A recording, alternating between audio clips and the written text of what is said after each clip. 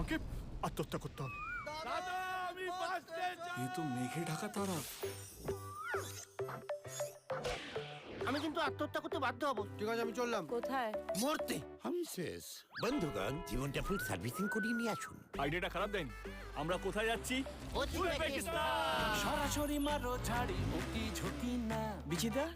নামটা মনে রাখতে পারো না? আমার দুটো বউ। ইয়েস। তোমাকে জ্যান্ত আমি পুঁতেই দেবো। একটা মাত্র বাড়ি, প্রমোটার ছেড়ে নিতে চাইছে। ওরে সালা। তোমার আর এই বাড়িতে ঢোকা হবে না। পাপি আমার আবার বিয়ে দেবে। পুরা সালা ও জামাই। তোর নাম আজম খান। চিক চিক চিক চিক চিক চিক।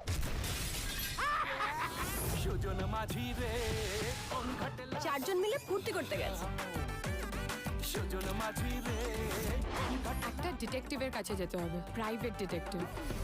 আমাদের ওই ফ্লাইটের ভেতর ঢুকতে হবে। তারপর মারবো নয় মরবো। আজম খানের নেতৃত্বে 4 উগ্রপন্থী ঢুকে পড়েছে অপহরণ করা ফ্লাইটের ভেতরে। তাদের হাতে রয়েছে গ্রেনেড আর AK-47 এর মতো অস্ত্র।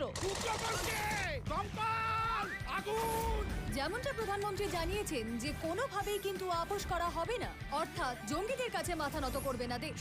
আমাদের বরেরা হারিয়ে গেছে, ওদের খুঁজে বার করতে হবে তো। কিডন্যাপের আগেই কিডন্যাপ।